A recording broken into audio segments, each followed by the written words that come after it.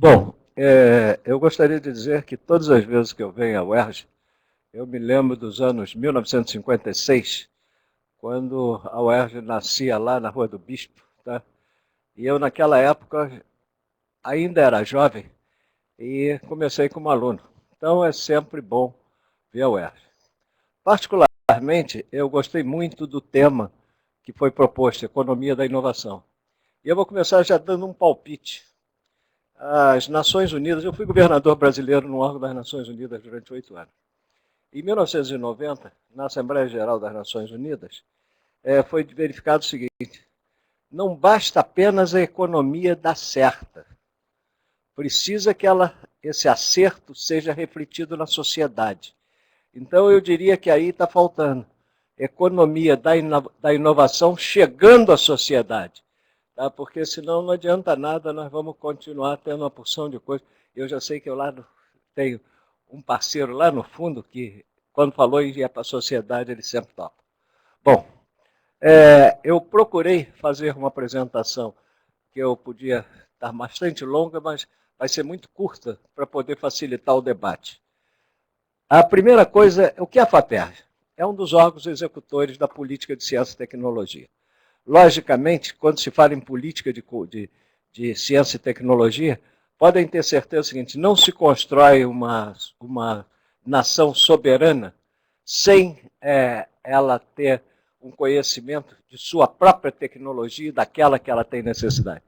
Eu me lembro de agosto de 79, quando eu fui convidado para coordenar, e coordenei durante 11 anos, os programas estratégicos nacionais. E dizia o presidente naquela época o seguinte, como missão: um país que não tem energia, comida, os insumos fundamentais para a saúde, e eu hoje acrescentaria comunicações de forma autônoma e independente, ele jamais será uma nação independente e uma nação que possa ser comprometida com valores de justiça e paz. Qual é a missão da FAPERJ? É valorizar e implementar o sistema científico e tecnológico do Estado, é promover a interligação entre ciência e tecnologia, e aí vocês viram ali colocado sociedade, e vocês vão entender durante a palestra, e avaliar o impacto desses investimentos realizados através de um processo de acompanhamento. A coisa mais difícil não é propor e colocar. Alguém me faz um favor? Quando tiver uns 15, 20 minutos, levanta a mão, que aí fica só mais meia hora. E aí o que acontece? Se não tiver um processo de acompanhamento que vale. E aí quais são as ações? Ela promove e financia projetos, ela promove o intercâmbio e a formação de pesquisadores, e ela promove, financia e apoia ações que visem a atualização e modernização curricular do ensino, com todas aquelas coisas que levam às diferentes áreas da tecnologia. O que é fundamental, que a gente encontra todos os dias, é o seguinte: quando a gente diz assim, ela tem que modernizar a infraestrutura, ela tem que criar intercâmbio, nós temos que, nisso tudo, nós temos um arcabouço legal que nem sempre acompanha com a mesma velocidade. E esse é o grande inferno de quem tem que decidir. Bom, ainda dentro dessas ações, ela estimula e financia a formação e atualização de acervo bibliográfico.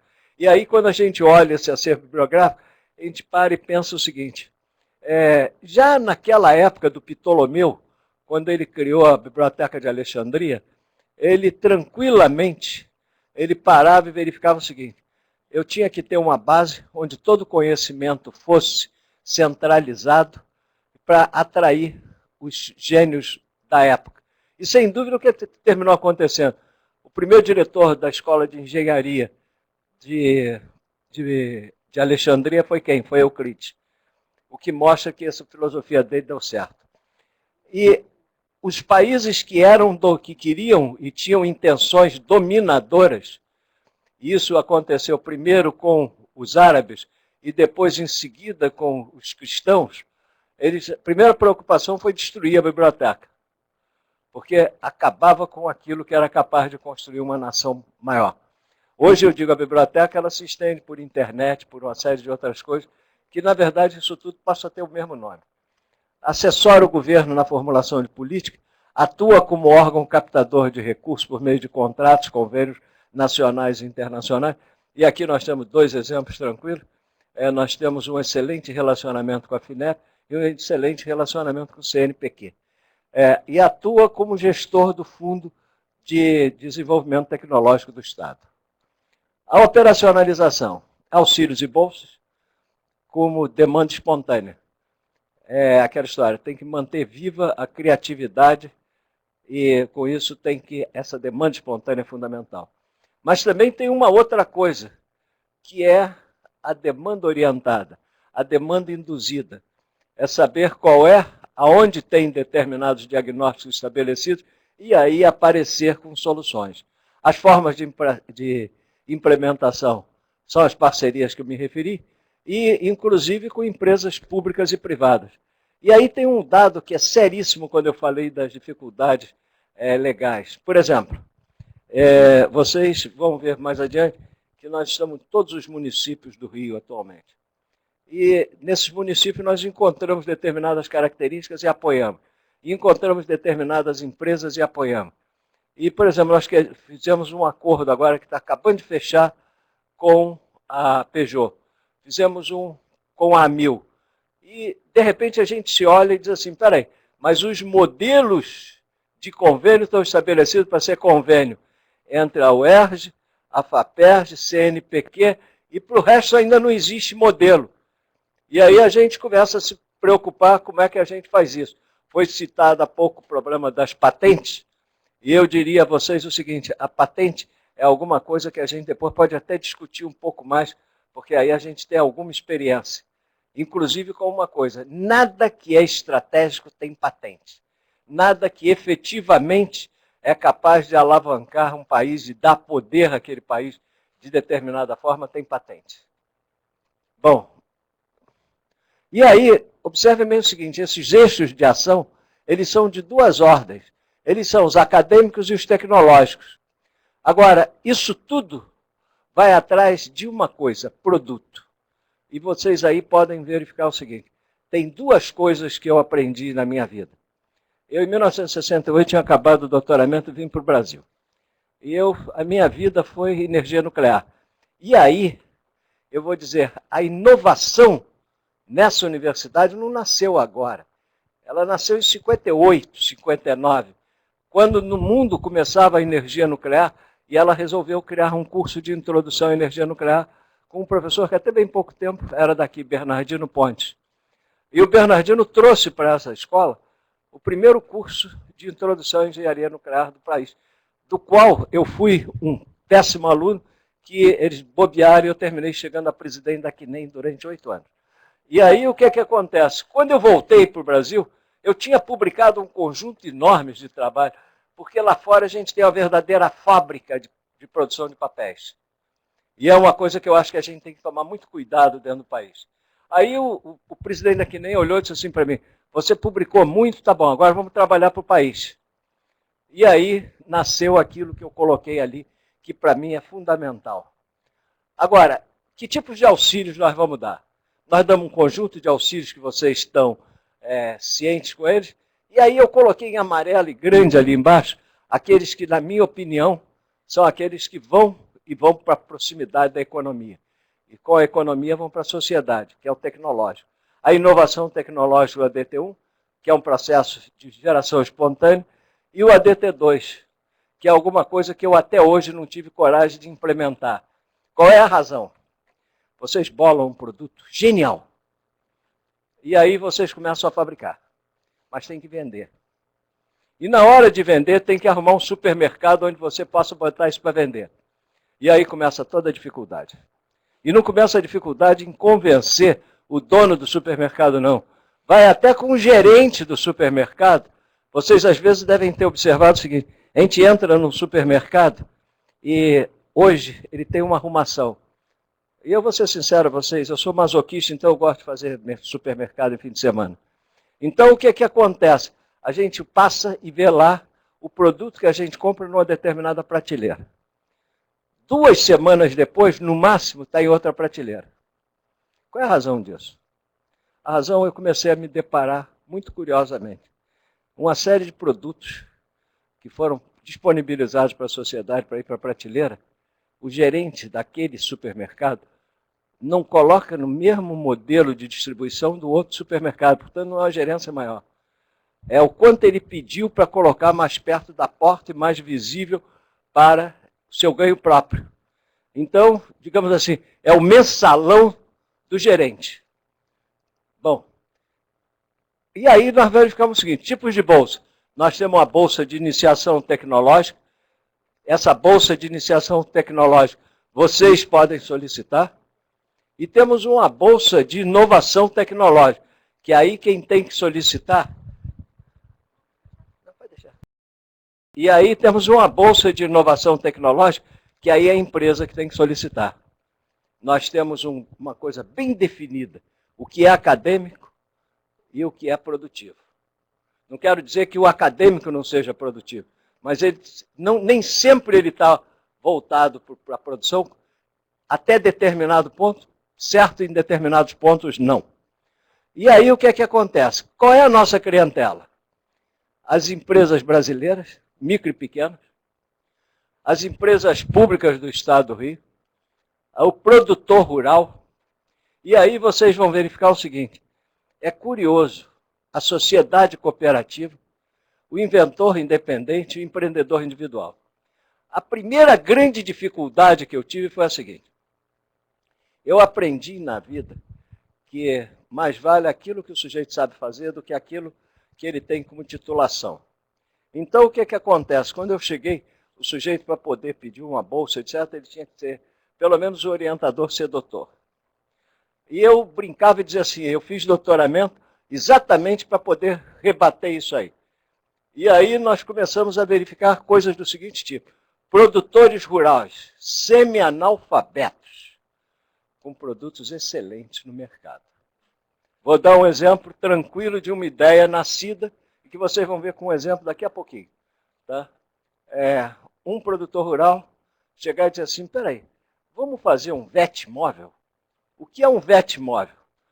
É uma combizinha adaptada como um sistema de veterinária para atender a vários municípios e fazendas vizinhas.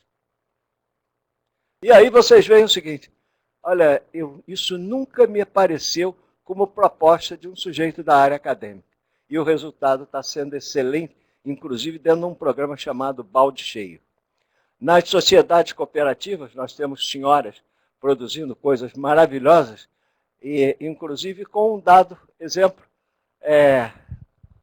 óleo que derrama em água, no mar. Elas eram uma cooperativa de pescadores.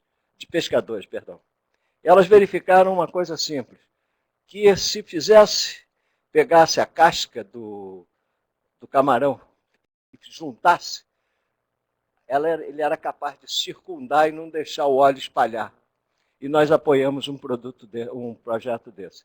Então vocês veem o seguinte, a escola ensina muito, mas sem dúvida nenhuma, não abandonem jamais o conhecimento daquele sujeito que está acostumado fazendo as coisas no dia a dia. Bom, quais são os critérios de avaliação? Os critérios são esses, consistência, viabilidade técnica e econômica. E aí é um inferno, pelo seguinte, nem sempre aquilo que a gente diz assim, vai dar sucesso, dá. E outros que a gente jura que não vai dar, e aquele é que dá. O grau de inovação, isso é abstrato, a beça. A clareza nos objetivos e nas metas. Isso é uma coisa que, infelizmente, a começar por mim, eu sou péssimo escritor. Eu sei executar, tem até calo até hoje na mão. Tá? Mas disse assim, bota agora isso aí num papel, chama alguém e diz assim, por favor, redige isso aí. O impacto esperado da inovação no Rio de Janeiro. E, em particular, nos produtos locais. E vocês vão entender por quê. A gente, quando chega numa determinada idade, eu vou logo avançar a minha, eu vou fazer 75. Então, jovem, o que é que ocorre? Existe uma coisa que é fundamental. Por que as famílias saíam do interior? Tem alguém aqui que é de um município do interior do Rio? Não, do interior do Brasil. Da onde? Guajará-Mirim. Então, olha aqui. Pega Guajará-Mirim. É um bom exemplo. O que ocorre? A família, quando o filho começava a estudar e a prontificar, ele dizia assim, ó, você vai para a capital, porque lá você vai ter mais oportunidade.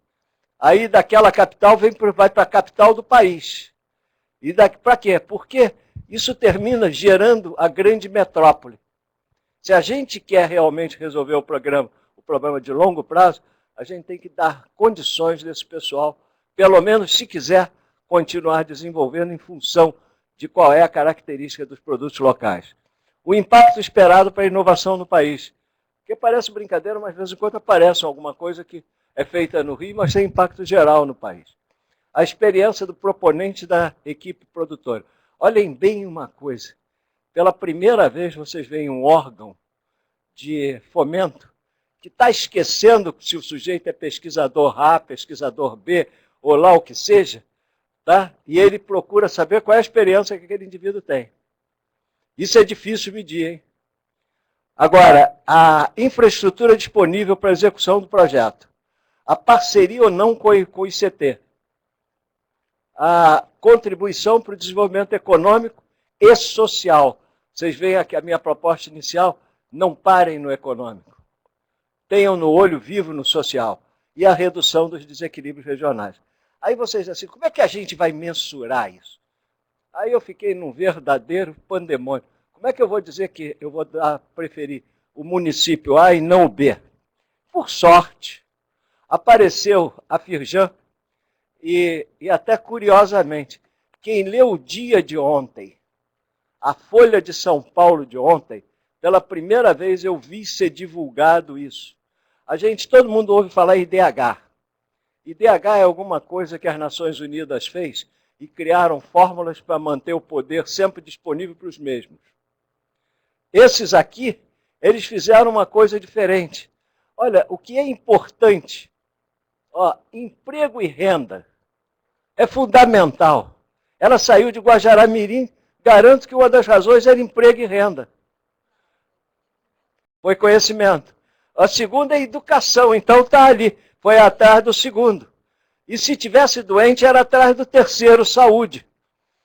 Tá? Então, observem bem uma coisa, esse conjunto é o conjunto que eu vejo mais aproximado. E aí, o que é que acontece? A partir daí, eles fizeram esse indicador. E esse indicador, ele permite fazer a seguinte coisa. Aqui não tem um laserzinho não, né?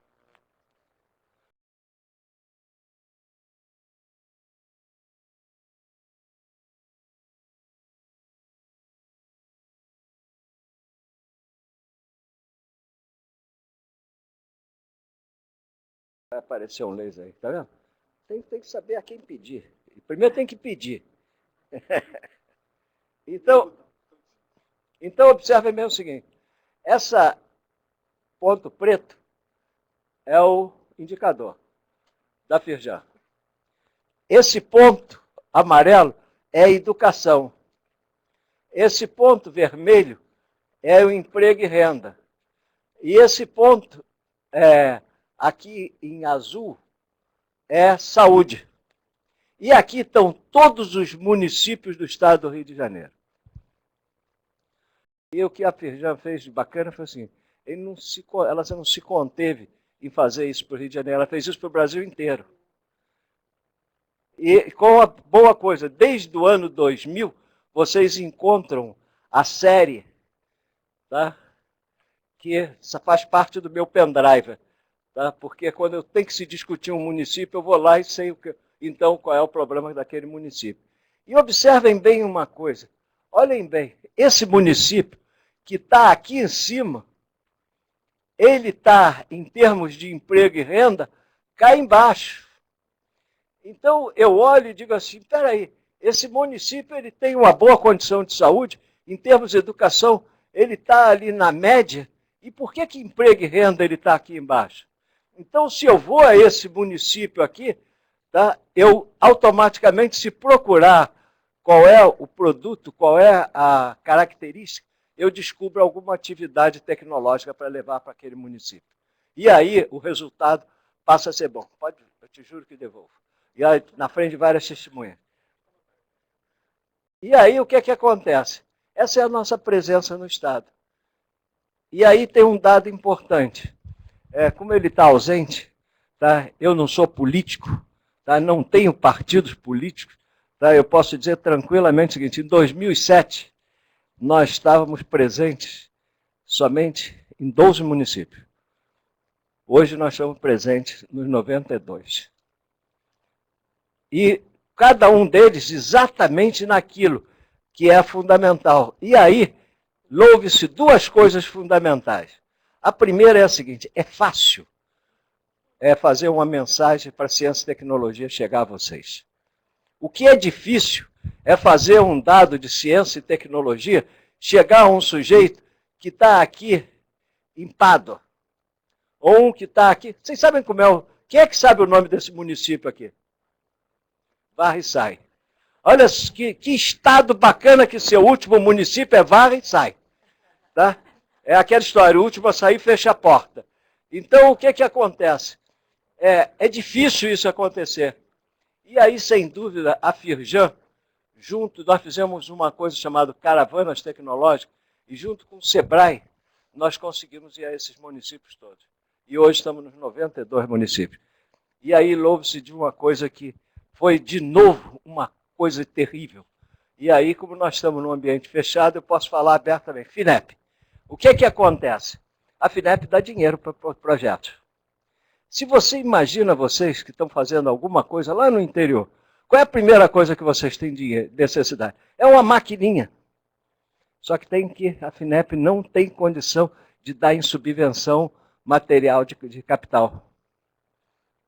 A lei não deixa. A nossa lei estadual foi feita corrigindo isso, ela deixa.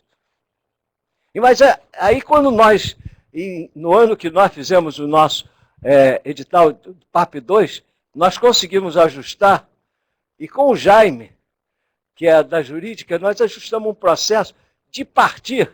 Ok, no dinheiro que a FINEP dava, a gente já podia com custeio. No dinheiro que a FAPERJ dava, a gente podia dar a máquina. E aí, aquela costureira que precisava da máquina de costura, passou a ter a máquina de costura dela. Então, aquilo que eu dizia a vocês. E aí, o administrador fica numa situação terrível, porque se ele contrariar isso, ele, depois de aposentado, ele vai ter que discutir no Tribunal de Contas. Bom, aí o que que acontece?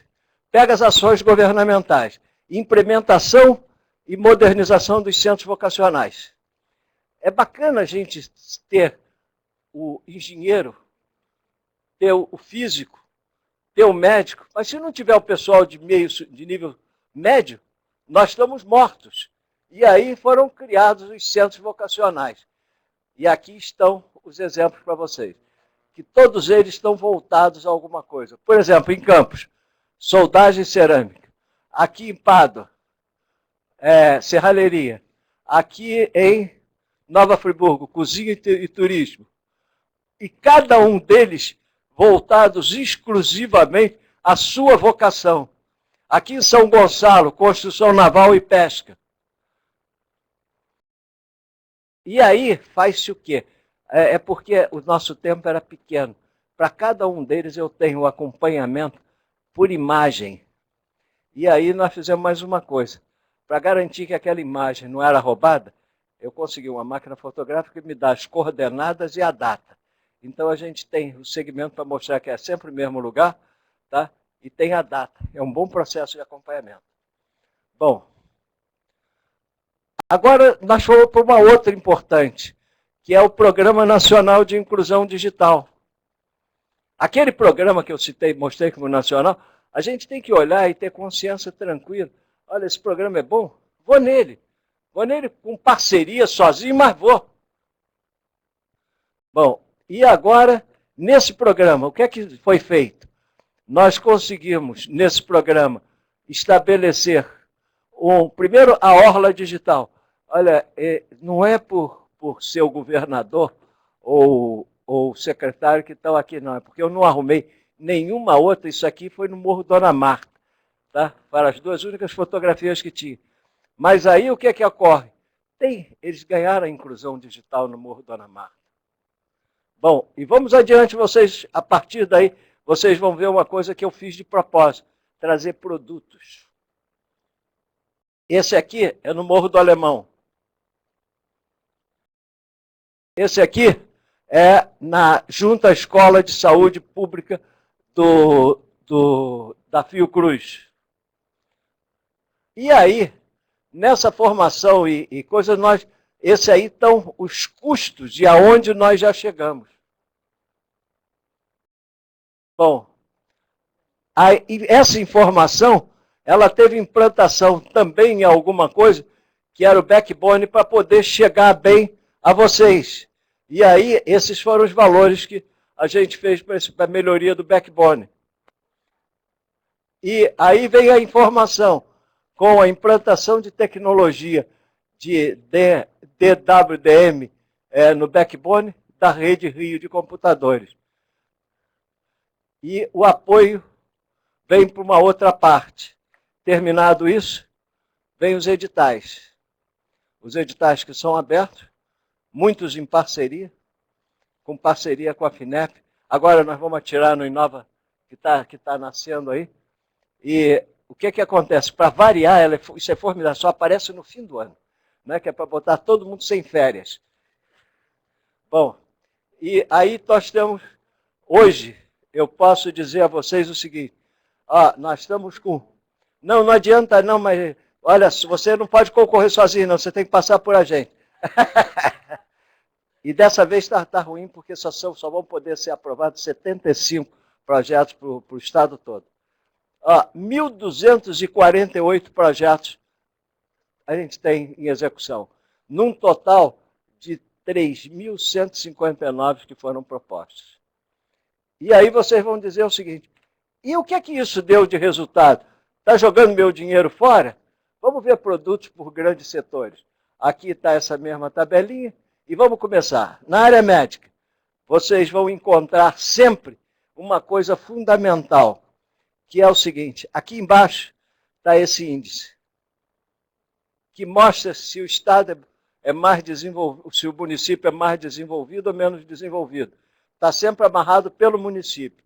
Então, aqui é um processo usado em medicina pela Proeco, para identificação em medicina nuclear, tá, de nascimentos de tumores malignos, em quantidade, ainda em tamanhos muito pequenos.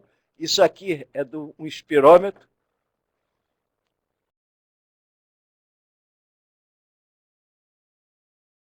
Isso aqui é uma coisa que vocês vão ficar contentes.